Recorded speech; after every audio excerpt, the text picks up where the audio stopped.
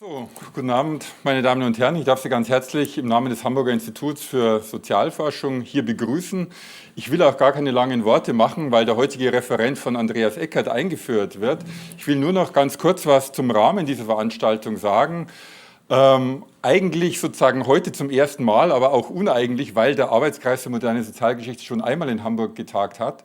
Dieser Arbeitskreis wird in Zukunft, in den nächsten Jahren hier in Hamburg ebenfalls tagen.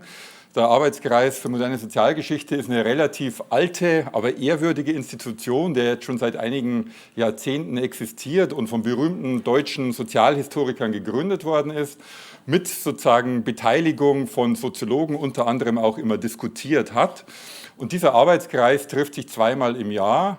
Es ist normalerweise eine quasi nicht öffentliche Sitzung, wir tagen also morgen, aber das Gute für die Öffentlichkeit, auch für die Hamburger Öffentlichkeit wird sein, dass an diese Tagung des Arbeitskreises gleichzeitig ein öffentlicher Vortrag gekoppelt ist, in dessen Genuss wir heute Abend kommen.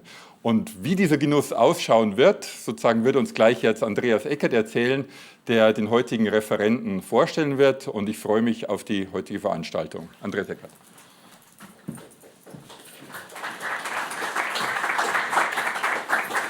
Wie heißt es so schön immer, wenn du nicht mehr weiter weißt, gründe einen Arbeitskreis. And now I switch to English because Gareth Austin manages a couple of languages, but most unfortunately German is not really among them. Before I start, just to add to what Wolfgang said, the Arbeitskreis usually has seminars twice a year, working for a number of years on a specific topic. So in the recent years we worked on the history of Europe in the 20th century, then on the history of work/labor, and our new device is the history of capitalism. And we are just starting to think about this topic and to what extent the history of capitalism and capitalism as an historical category is something useful. Somehow we are also very trendy in doing this kind of topic, but we will see how far it will lead us. And in this context, I'm very glad and feel honored to welcome Gareth Austin as a speaker, also because this of capitalism lost in recent years some of its rather Eurocentric phase, and understanding capitalism now also means to better understand its global history, but also the history of capitalism in various areas of the world, and to what extent these areas in return have shaped the history at large and also the history of capitalism back in Europe.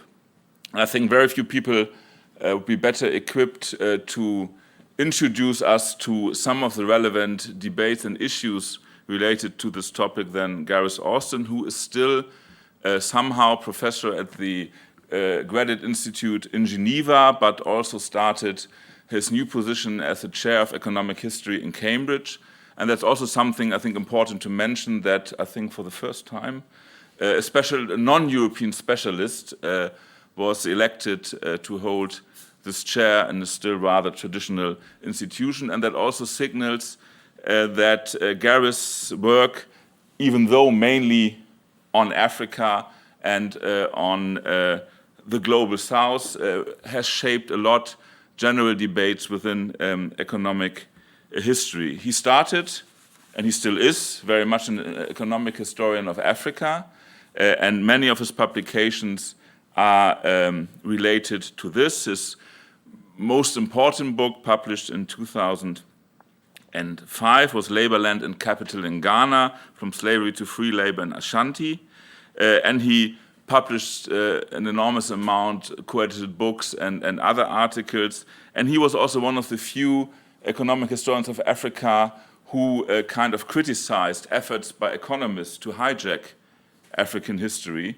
And he wrote some very influential articles and very critically engaging with the kind of new economic approach to Africa. He also contributed to the recent Cambridge History of Capitalism, and his chapter there is also kind of related to what he will present today. The title is Capitalism and the Colonies. He has 50 minutes and 28 slices, so we will see how that will work. But again, very welcome, Gareth, and we are very much looking forward to your talk, and welcome to you.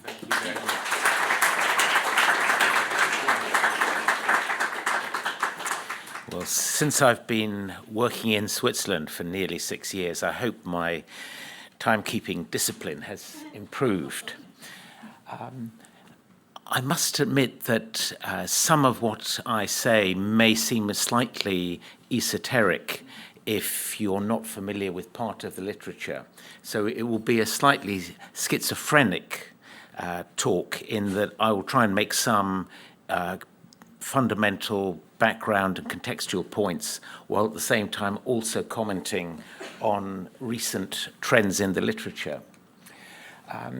I have written, and Andreas mentioned one of these, 2 essays recently on either capitalism in general or specifically capitalism and the colonies. And as far as possible, I will try not to repeat things that I said in one or the other, though inevitably I will draw upon them to some extent. I'm going to interpret colonies very generally. This is partly in an effort to be different from what I've recently published.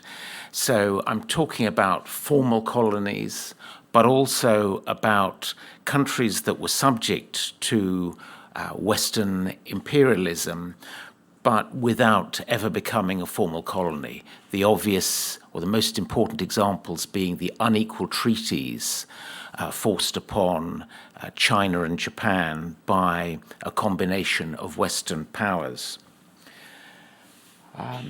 And I will also extend my remarks up to the present. So it's colonies, neo-colonies, if that's the word, and former colonies. It's important to define the terms. I think we all think we know what we mean by capitalism. In my earlier work, including my PhD thesis, which had the word capitalism in the title, I took it not so much as a single thing, but I considered 3 different senses of the word capitalism, each of which could open up a research agenda. One is the theme of entrepreneurship, and more particularly one of the characteristics of capitalism, certainly as identified by Marx, namely that in a capitalist system, there is an imperative to try to expand, at least to maximize profit, and that causes a certain inbuilt dynamism. So that was one agenda. Another agenda was whether there was economic rationality, or at least the most operational part of that, whether marketplaces were real markets in which prices were set by the interaction of supply and demand. And the third and most fundamental, well, I say most fundamental, not the most widespread, the least widespread historically, the newest and least common, is capitalism in the sense of an economic system based upon private property rights, and logically entailing that some people own the means of production, the land and the capital, and others work for them, i.e. proletarianization. Jürgen Kocher has offered more recently what I would call a compound definition, including various elements. And that does raise the question of whether or when does a definition become not a real definition, but a list of characteristics.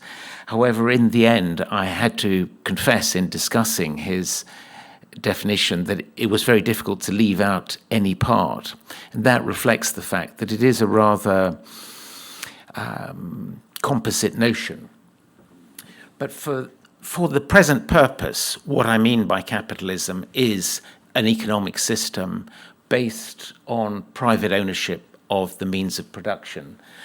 By private, I mean either individual, as in an individual person, or individual as in a corporation, in the sense that in capitalist economies, certainly in capitalist polities, corporations are legal personalities. And finally, this is a very important point, I don't assume that a capitalist system has to require that each person owns their own labor. In other words, slavery is, in this definition, perfectly compatible with capitalism. So the US South, before the Civil War, would be a classic example of a system that was really thoroughly capitalist and market-oriented, but obviously included plenty of people who were somebody else's property. So it's not part of my definition that individuals have to own themselves. And that, after all, is a very recent idea, I think, historically. So let me say a word about this first before I show you the slide again. In the early 1980s, when I was a PhD student in Britain, demonstrations were normally about one of two things. One of them was unemployment, of which there were millions. The other was the campaign against the US deployment of cruise missiles in Britain.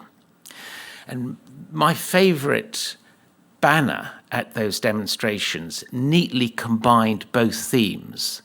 And I hadn't seen it for years. And then just while preparing this lecture, I thought I will look on the internet. Everything is out there. And sure enough, there was an article in the journal History Workshop a few years ago that showed this very banner.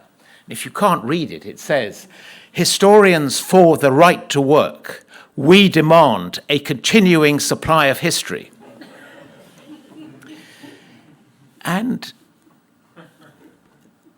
if I concentrate on recent perspectives on the history of capitalism, they are affected by a combination of changes in the literature, but also, of course, the continuing supply of history that alters public perceptions, alters scholarly agendas. So I'll list 4 elements that I think are important as far as recent perspectives are concerned. One is the emergence of a global economic history that is self-consciously intended, at least, to be counter-Eurocentric. I wouldn't exactly say anti-Eurocentric, but certainly trying to balance the traditional Eurocentrism of history, including economic history, that Andreas mentioned.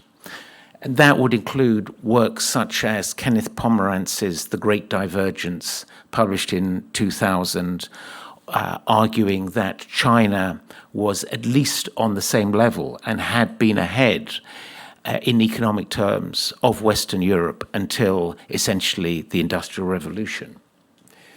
A second is rational choice institutionalism, by which I mean the notion or the whole body of thought across social science that has been increasingly dominant in the last 40 or 50 years in a number of disciplines, especially in the United States, but also in a number of other countries, that understands, tries to understand economic life, not only in terms of markets, but also in terms of the rules, what they call the institutions surrounding markets. What has happened recently, I think, and particularly since the late 90s, is that rational choice institutionalism, which was already strong, has often acquired a degree of what could seriously be called neoliberalism. I normally try to avoid the word neoliberalism because it's often used simply as a derogatory term. But I think there is a strict meaning of it, which is where it is assumed that the market is not only a good thing, that's what economic liberals have argued since Adam Smith, but also that it is in some sense natural, and that it is deviations from market behavior that really require explanation. And that to me is very much embodied in the work of many economists recently working on economic history, not all of them, but the most influential and famous of them. For example, it's encapsulated in the assumption made by 3 very influential writers, Acemoglu, Johnson, and Robinson, that economic growth and economic rent are entirely separate things. Economic rent means surpluses, means incomes derived from market imperfections. So, for example, if you require an import license before you're allowed to import, that is an example of where simply creating a piece of paper enables somebody to extract an income from you. That's an example of economic rent. And in this theoretical approach, economic rent and economic growth are assumed to be entirely separate things, whereas many historians, I think, would argue that historically they've overlapped greatly, and that a great deal of economic growth actually owes to imperfections in the market. One non-violent example is the system of patent law, which offers the first inventor a monopoly. That's an imperfection in the market, precisely designed to promote economic growth. Okay, the end of the Cold War produced a number of effects. I mean, one of them being the optimism, the renewed confidence of economic liberals that I mentioned, which didn't necessarily lead to meetings of minds. But there is also a certain meeting of minds about capitalism, so that the Cambridge History of Capitalism that Andreas also referred to, I was invited to contribute to that, and I remember saying to various people, the odd thing about this is that I would expect a history of capitalism to be edited by someone like Jürgen Kocher or Marcel van der Linden, not by two what are usually thought of as mainstream, relatively on the right, if anything, American economic historians like Jeffrey Williamson and especially Larry Neal, business historian, who's undoubtedly a very strong believer in the virtues of the market. But that volume actually contains contributions by people who in previous years, I think, would have been, as it were, entirely in separate volumes. So that there was an element of consensus. And finally, post-2008 anxieties, of course, originally about financial crises and the instability of the financial system and its damaging implications for the whole of economic life, at least in the West. Of course, the Chinese, I think accurately, referred to it as the Western financial crisis. But interestingly, in the more recent publications, especially those that have attracted a lot of public attention, are not actually focused upon banks. They're really focused upon inequality, as with Thomas Piketty's rapidly became famous book on capitalism in the 21st century, but also one could mention, for example, Sven Beckert's Empire of Cotton, which is essentially a history of the cotton industry worldwide, written from the perspective of capitalism. So in those perspectives, I want to make a brief comment on each one of 8 different themes. Because this is such a vast topic, I can really only be very brief on each of them, and I'll say basically about one thing about each. The first is how far we can say there were non-Western roots to global capitalism. And we remember, at least I remember without reading the German original, so I say this nervously, that Marx actually had 2 theories, not one, of the origins of capitalism. There was the endogenous theory of how capitalism developed in the first place, which he thought had to be in feudal societies, from the contradictions within feudal society, and therefore basically in Europe, to which some people might now add Japan, but essentially in Europe. But there was also his much more briefly sketched exogenous theory, namely how imperialism by capitalist powers would bring the destruction of pre-capitalist, static modes of production and the implementation or the implantation of capitalist ones. Hence, European imperialism in the post-industrial revolution era would be, of course, bloody, but also, in a sense, historically progressive. So I think in the light of the economic rise of China and India in particular, it is time to reconsider whether there is a sense in which capitalism globally has non-Western roots. This idea or this theme has been discussed before, and I just give you an example of a famous, he wasn't then famous, but he became famous partly because of an article he wrote about this very subject. Irfan Habib, in 1967, had an article entitled Capitalistic Tendencies in the Economy of Mughal India. And he was very surprised when he looked at the evidence to find that perhaps as much of as a third of the grain produced in what was essentially northern and central India in 1595 was marketed.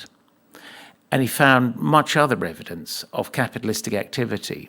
But being a good old-fashioned, and this was old-fashioned, Marxist, he couldn't accept that these capitalistic impulses could have come up from the bottom in what almost by definition was pre-capitalist India.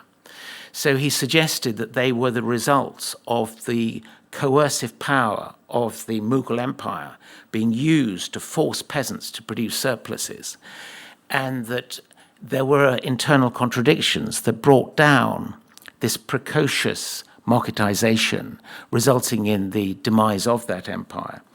More recent research on India tends to challenge the view that there were any intrinsic reasons why the Mughal Empire fell. But clearly one thing we can all agree, and would always have been agreed, that there are different types of capitalism. Mercantile capitalism clearly existed spontaneously in many parts of the world, not just in Europe. What would be added to that by the more recent literature is the proposition that early modern economic activity around the world was polycentric, as with Pomerantz, arguing that not only Western Europe, but also the Yangtze Delta and possibly several other parts of the world were core areas of economic activity. And again, that what one historian called recurring growth in per capita incomes lasting longer than just a run of good harvests, that was also found before the Industrial Revolution and not only in Western societies. So the mercantile capitalism category is now often seen a little bit more dynamically than before. Nevertheless, there's no disputing that industrial capitalism was a Western export and an import everywhere else. But it's also true that the extent to which it was adopted elsewhere clearly was a function, to a great extent, of how far locally evolved conditions favored that adoption. Hence the now familiar observation that Meiji Japan, to a great extent, benefited from its apparent opposite, the Tokugawa regime that had preceded it, in a whole number of ways that facilitated industrialization, and industrialization that was mainly under private ownership, even though state-sponsored or state-promoted. Even in colonial India, which one might have thought was not a promising area for industrial capitalism, you saw quite a bit of Indian industrial capitalism emerging. And of course, by the 1990s, 2000s, well, the biggest factories in the world today are in China. And I think I'm right in saying the very biggest is Taiwanese owned. That will be Foxconn. So when you're talking about industrial capitalism today, you clearly cannot be talking exclusively or even primarily about the West. Except perhaps in Germany and the to some extent, the United States. So here is the leading example of an Indian industrialist, really J.N. Tata, but also his successors. They originally they were one of the pioneers of mechanized cotton textile manufacturing from the 1850s through to the 20th century. And in 1907, not 19,007, in 1907, just after, J.N. Tata died in 1906. Sorry, that's a really bad mistake. The year before, his firm opened, actually not the very first iron and steel operation in India. That was an unsuccessful British firm in the 1850s. But in 1907, they opened Jamshedpur, here photographed much more recently, about 100 kilometers or so from Calcutta. And that was the Tata Iron and Steel Corporation, which today owns most of what is left of the British iron and steel industry. So clearly, industrial capitalism had a colonial and indeed a post-colonial dimension of an indigenous as kind. But let me say something about the beginnings of industrialization at all, because you'll have gathered that I'm concentrating not on the earlier centuries of European imperialism that go back to 1415, the Portuguese invasion of one part of North Africa, but really on the period from industrialization onwards. Because I think it's the continuing spread, uneven as it is, of industrialization that is perhaps the single most important context in which to look at capitalism on a global scale. So there is a long-standing debate about the extent to which slavery in the New Worlds, that's to say in the Caribbean, in Brazil, of course in the US, though actually on a much smaller scale in the US than in Brazil or the Caribbean, how far profits from slavery and from slave trading across the Atlantic contributed to the beginnings of industrialization. There was a famous thesis put forward by the future Prime Minister of Trinidad and Tobago, Eric Williams, making this case that profits from slaving made possible the British Industrial Revolution, published in 1944. And this is a theory that has long since been considered discredited by research over a long period that was properly quantified, which Williams's was not, and showed that, first of all, the amount of capital required by the British Industrial Revolution was less than had previously been supposed, and second, that there were all sorts of different sources of capital available.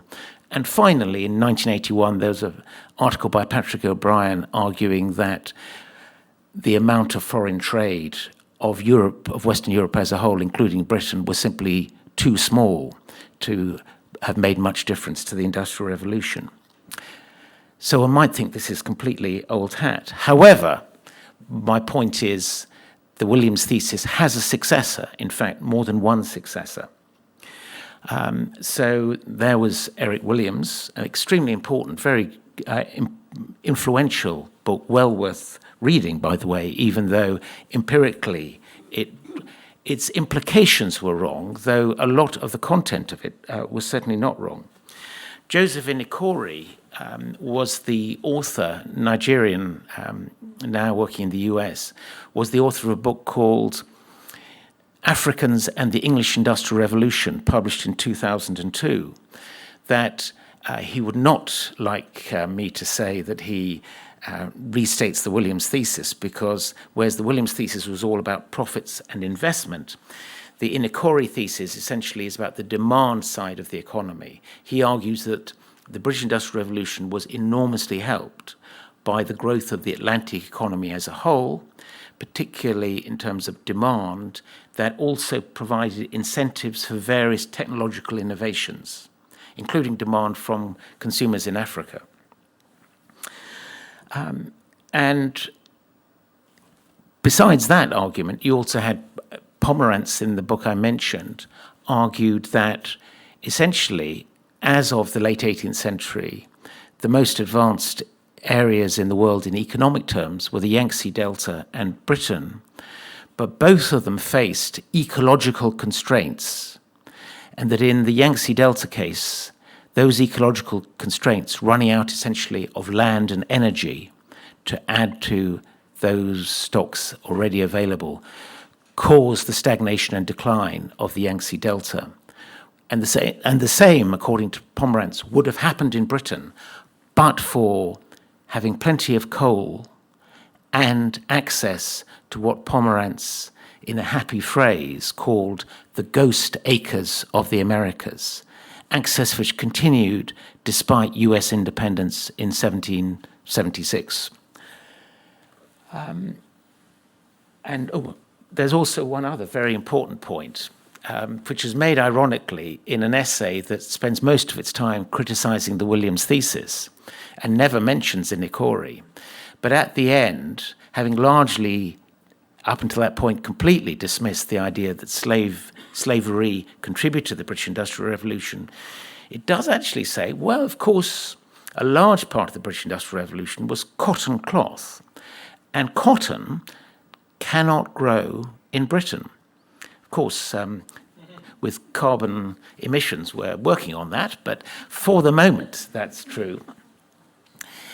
And without access to cotton from slave plantations in the Americas, particularly in the southern US, these authors concede that the Industrial Revolution in Britain would probably have been significantly delayed, at least by a few decades, and maybe it would have happened eventually, whether in Britain or somewhere else, but it would certainly at least have been later. And finally, one limitation of the original Williams thesis was that it was all about Britain. It didn't really have a very convincing link from the British Industrial Revolution to the subsequent industrialization of Belgium, Germany, the US, and so on. There is now in the recent literature an argument that, in a sense, quite separate argument, but it has the effect of strongly connecting these two. That is the argument of the Canadian economic historian Robert Allen, whose answer to the question, why did the Industrial Revolution take place in Britain rather than in France or the Netherlands or anywhere else in Western Europe, is essentially that wages were higher in Britain. And therefore, it became profitable to use machinery in Britain at a time when it was not profitable elsewhere. And however, the very use of machinery had the effect very quickly of reducing the cost of that machinery. Hence, it became profitable to adopt it in Belgium and other countries. So that is a thesis that happens to link the revisionist work on the slave trade and slavery with the industrialization of the continent. I'll skip the bit about a current debate. Let me say something now about what, in older literature at least, was called the new imperialism. That is to say, the imperialism from the late 19th century through to the early 20th century.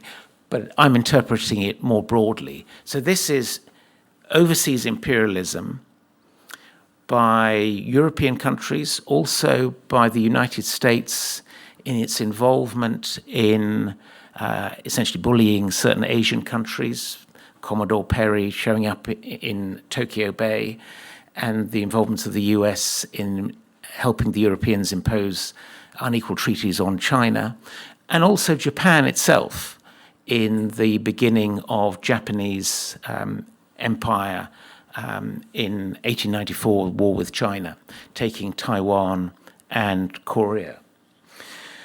And by the way, the Spanish-American War is often rightly seen as an example of US imperialism. But I would take that all the way through to 1975, when the Portuguese empire in Africa ended.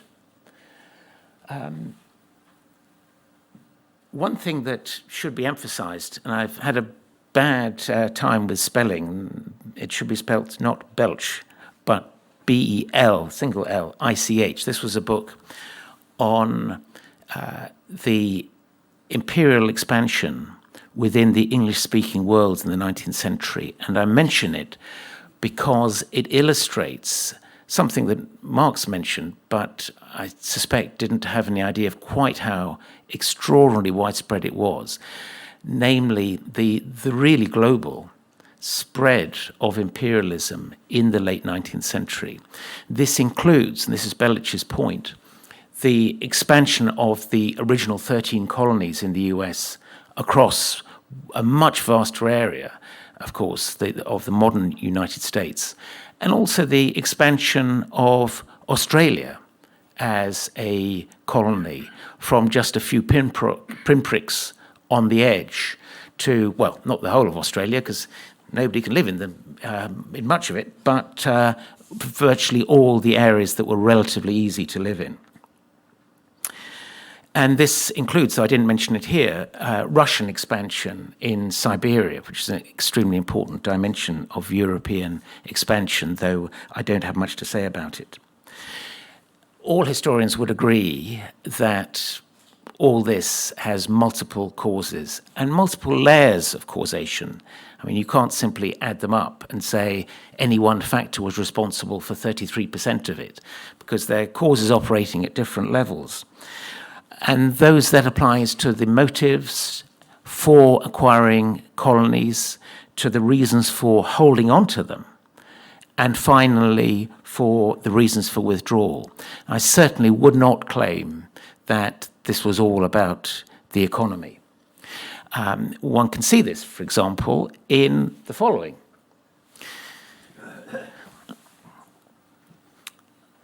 This is a map originally made in 1934 for Portuguese classrooms to encourage young Portuguese with the thought that they belonged not to a relatively small nation on the periphery of Europe, but to one that had much more impressive dimensions. So clearly that is nothing to do with economics. But I want to just make one point. I mean, one could make many, but one point that I think is emerging from recent literature and perhaps needs more emphasis, and that is the idea that one of the motives for colonization was essentially to ensure that Western, and certainly I include the US in this, that Western firms had African partners or Asian partners or Latin American partners to deal with who could enter into what economists call credible commitments. In other words, that the partners on the spot were regimes that would make sure that debts were paid, whether debts owed to other firms or debts owed to ultimately private individuals overseas, not yet any debts to foreign governments. The idea, in a way, goes back to an article in 1972, which was headed Indigenous Foundations of Imperialism, and emphasized that colonial elites could not govern without the cooperation of local elites, whether existing ones or newly created ones, but also which sustained the view that there was no need to colonize if you had partner elites already who would trade with you without the need for colonization. It should be said, as I emphasized in the last line, this is primarily with reference to British imperialism, though all colonial powers, except perhaps for the Japanese, needed collaborating elites. Kane and Hopkins' book on British imperialism argues that the reason why China was not partitioned among the Western powers in the late 19th century, I mean, it seems extraordinary, but it could actually have happened because the military discrepancy between the West and China at that time was absolutely staggering. So for a few decades at least, it wasn't impossible that China would have not only been subject to the unequal treaties, but actually partitioned. And they argue that the reason why the British, at least, came out against the idea of partitioning, i.e. colonizing China, was that the chances of having debts to foreign creditors repaid would be greater if China remained under a single government. The same A.G. Hopkins has also argued, conversely, for one of the major kingdoms in 19th century Africa, that the reason it was colonized was precisely that it could not meet that criterion. The crucial criterion being, were you, as an independent government outside Europe, sufficiently credible to Western investors to be able to raise a loan on, say, the London or Paris stock exchange or financial markets?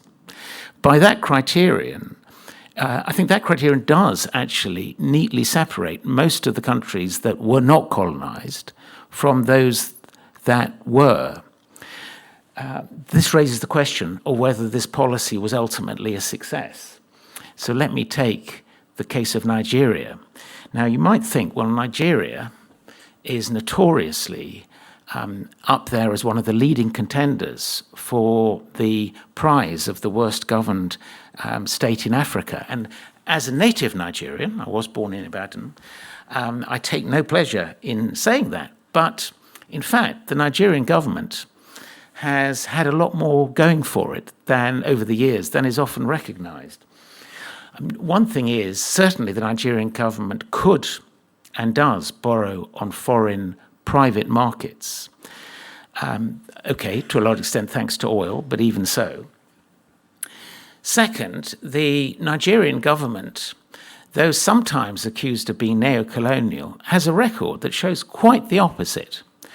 In 1979, Nigeria nationalized the Nigerian subsidiary of British Petroleum, ostensibly in order to put pressure on the government of Mrs. Thatcher over her very tolerant attitude towards apartheid and the illegal Smith regime in what is now Zimbabwe. And that was undoubtedly one of the reasons, but the other reason was it was part of a long-term program, especially in the 70s, of promoting indigenous Nigerian capitalism at the expense of foreign ownership, a program that the Nigerian governments of the 70s anyway sustained through several regimes. And this also applied not only to dealings with British companies, but also to US ones. So when the Portuguese withdrew from Angola and the Marxist government came to power in Angola, one of the major US multinationals basically said, well, in that case, we're going to close down our Angolan operations. And the Nigerian government said to it, well, if you do that, we will kick you out of Nigeria as well. So they thought twice about that and stayed in Angola. So Nigeria is actually a case where they have, admittedly this was more true in the 70s than at any other period before structural adjustment. The Nigerian government has not done the things that Western countries would necessarily have wanted it to do.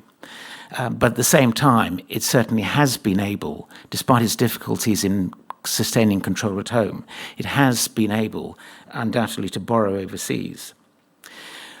What about the question of whether empire paid for the imperialists?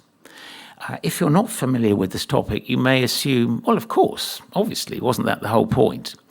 But in fact, there's a lot of literature that argues the opposite, and it has traditionally been held, for example, that the French Empire in sub-Saharan Africa was a drain on the French economy rather than the opposite, and that France has done much better economically from its relations with Africa since the independence of the colonies than before. I think the latter part is certainly true, although, and some recent work, however, has challenged the view that they were such a drain on the economy. In the British case, a couple of American quantitative historians tried to add up all the financial costs and benefits to the British economy of empire in the late 19th and early 20th century. And they came to the conclusion that, on the whole, it was bad for the British economy, though rather good for the southeast of England stockholding classes. In other words, it produced lots of company profits, but wasn't good for the economy as a whole. But my view, essentially, is that overseas colonies were good for metropolitan economies. In other words, the Europeans really did benefit economically, not just the elites, but the economies as a whole, from having overseas colonies. During the era of mercantilism, basically before the 19th century, and also during the 19th century itself. And the most extreme example of that is the Dutch cultivation system in Java, where the colonial state told farmers what they should be growing and how much they should be growing. And at the peak of that system in the 1850s, it was contributing, according to a recent calculation, 3.8% of Dutch GDP and over a third of Dutch government revenue. That is, I think, the probably the highest rate of extraction of any colony in the post-1800 era, though it may not be as high as levels achieved by the Iberian empires earlier.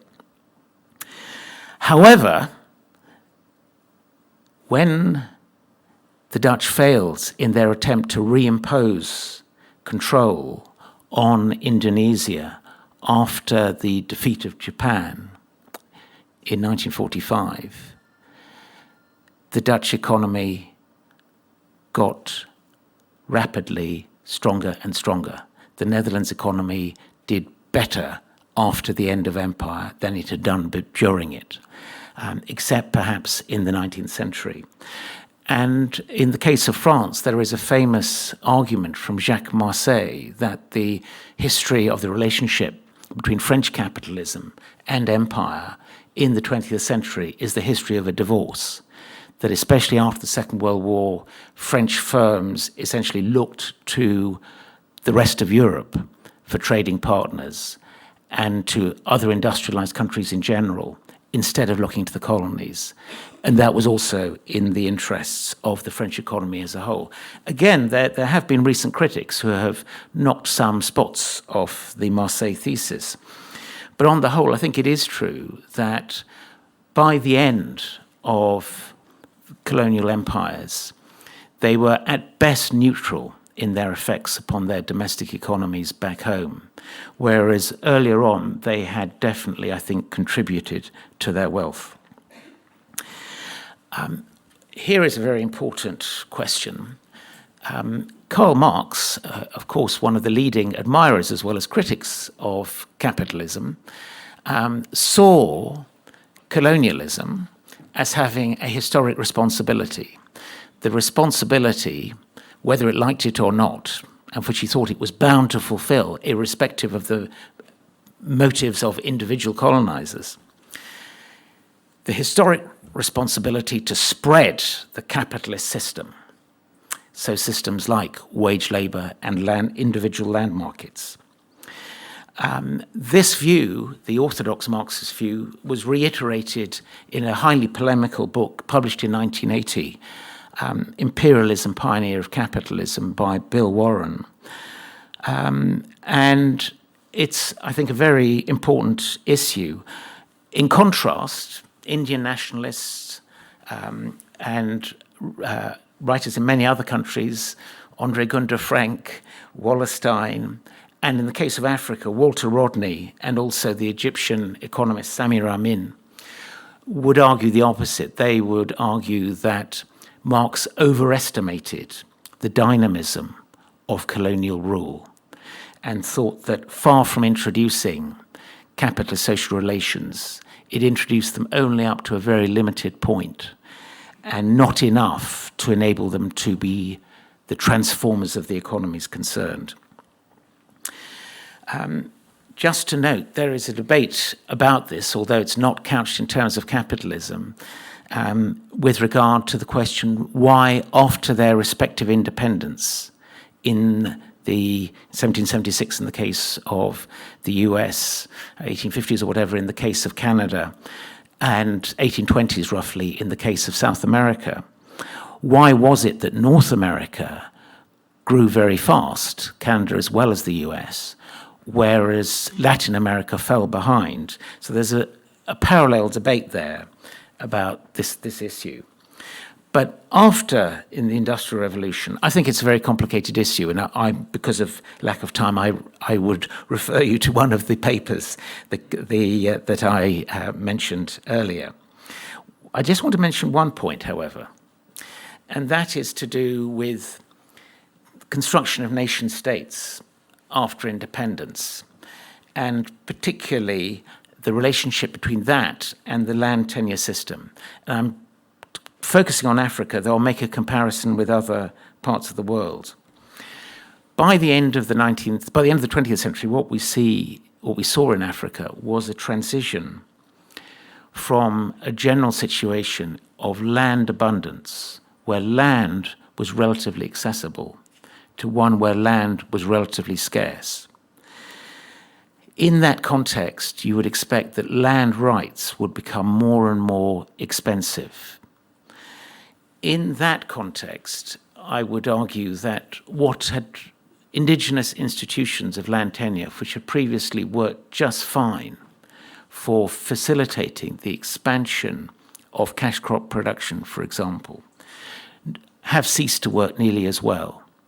And there's a brilliant study by a couple of economists published in 2008 that shows this for a case in Ghana, where essentially a lot of the farmers are officially strangers. They may have lived there for more than one generation, but they count as strangers in terms of the land tenure system and local government.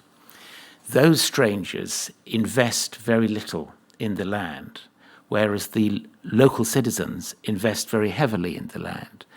And the reason is that the strangers fear that if they leave their land to lie fallow, it will be appropriated on the grounds that they're not using the land, whereas the locals can leave their land to lie fallow for several years, confident in the security of their land tenure rights. So in other words, the indigenous land tenure system that the British had left on the grounds that if it ain't bust, don't fix it, by the 21st century arguably was beginning to be a constraint upon the economy. And the crucial sense in which it's a constraint is to do, in a sense, with the legacy of indirect rule. That is to say, the system of ruling through chiefs, in that it meant that each African was supposed to be a subject of their chief rather than of the colony as a whole. And in the post-colonial period, that still means that if you're from the north of Ghana, you don't necessarily have land rights in the south. And although I don't agree with Mahmoud Mamdani on everything, I think on this point he's very accurate in a book published in '96, arguing that if you look at the agrarian conflicts that have taken place in many parts of Africa, or rather the ethnic conflicts, many of them, for example, in Congo, DRC, have roots in precisely this agrarian issue, that you are a subject of a chief somewhere else, therefore you are not a son or daughter of the soil. And if you're on that soil, even though you may have been there for 3 generations, so to speak, you can be thrown out, just as Mobutu expelled people of Rwandan descent from Zaire in the early 90s on the grounds that they weren't Zairians. Very quickly, it has been argued, mostly by American authors, that having a Japanese colonial legacy, as South Korea and Taiwan do, was obviously good for economic growth. I must say this is not something to say lightly if there are any Koreans in the room.